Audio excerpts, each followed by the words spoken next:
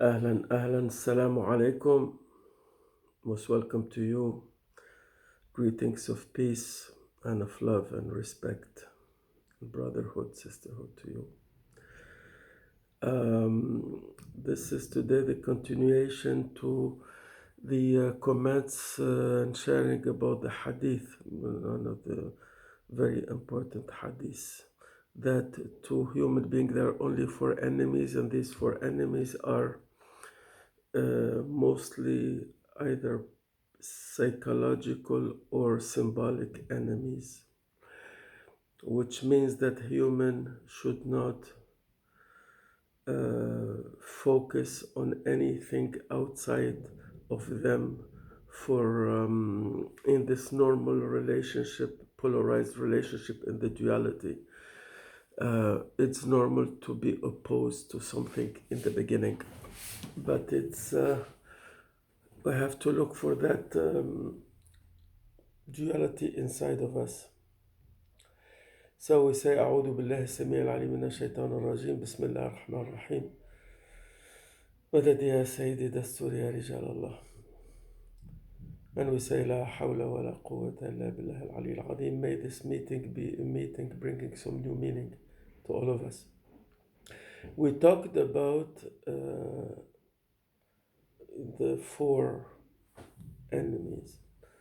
That first one is the ego, second one is Shaitan, and third one is Dunya.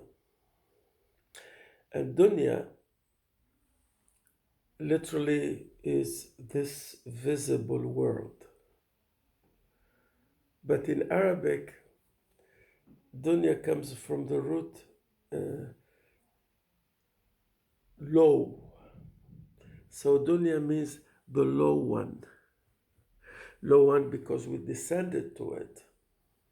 And from it, inshallah, we will climb back to realization, is also the bed which the bedding which received us as humanity. But dunya means also that one with a low value. And dunya is the place where illusion is.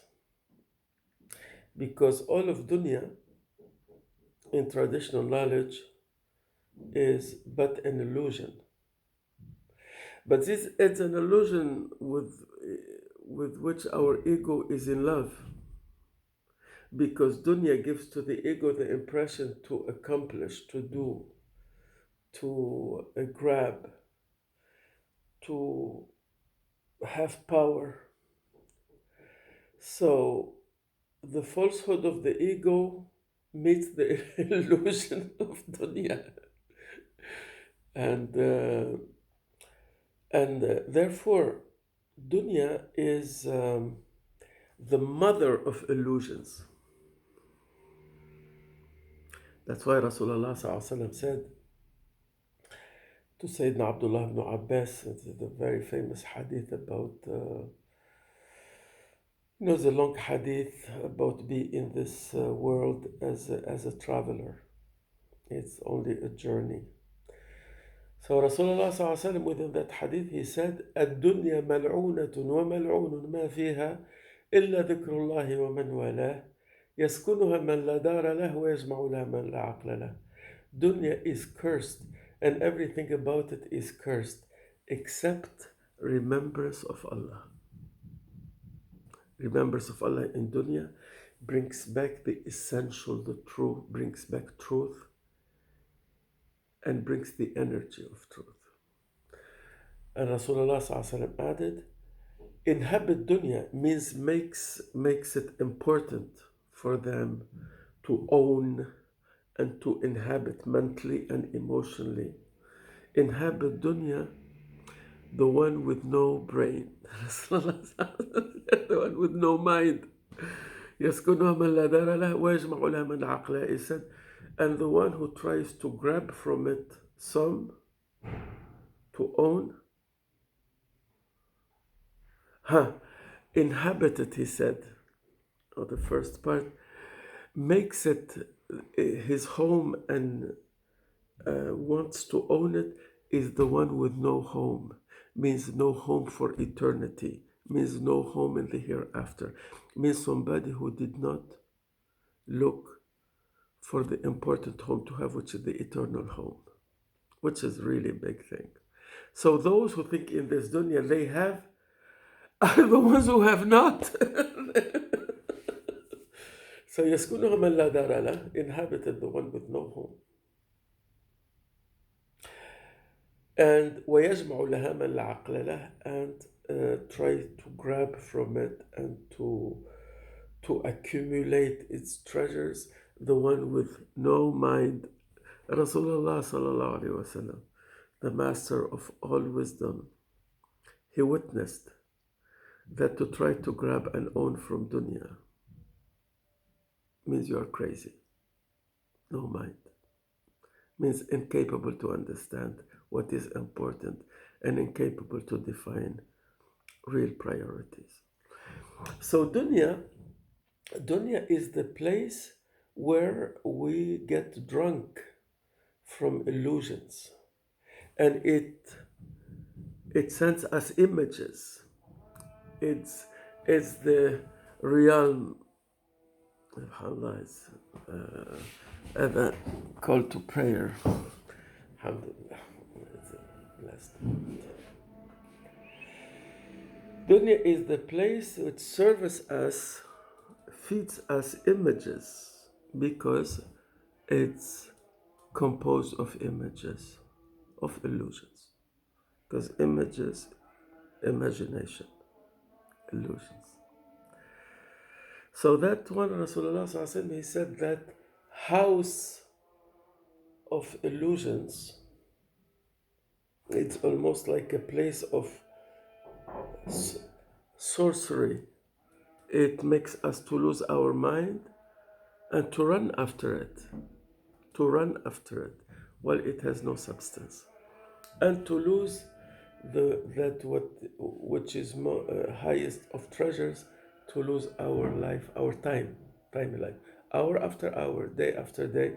We are running after dunya, and dunya is running away from us. That's why Allah Azza wa Jal said in Hadith Qudusi, O dunya, those who serve you, make them your slaves. Those who serve me, serve them.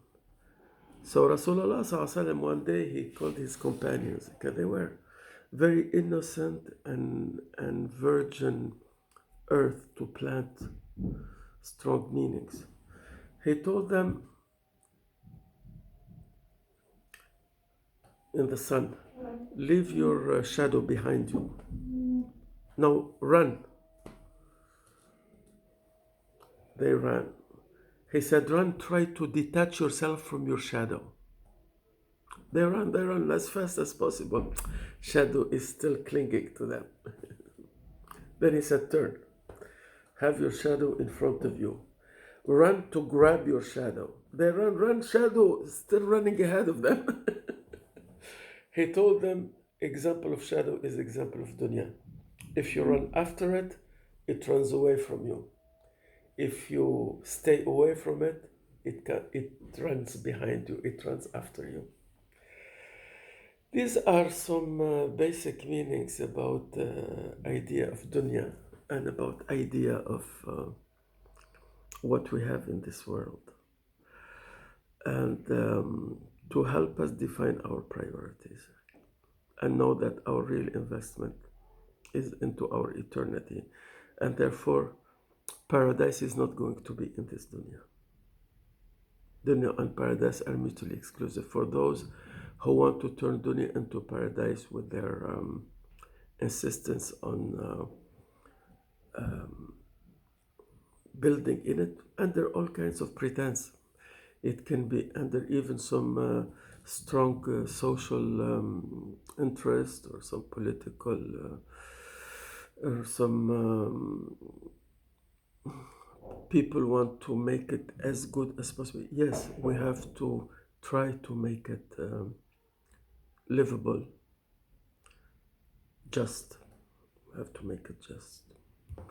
We try to make the space of mercy for all, but we have to know that dunya is a journey. We are going to leave it, and our paradise is in our eternity. And therefore, not to put our comfort as a goal, and not to stay into our comfort zone. And that's why in this dunya, in this life, we have to make effort. And that's why all traditions called it a place of testing. It means it's not the place to have rest. It's a place to make effort. May Allah Azza wa Jal bloom these meanings into our hearts. May Allah Azza wa Jal bless you and us. We present this the blessings of this talk to our teachers and those who have rights upon us, our parents, our ancestors, and all people of goodness of every generation, carriers of the flags of light and truth, and to believers everywhere, and to all living life everywhere. We're sending the blessing. Lillahi ta'ala al-Fatiha.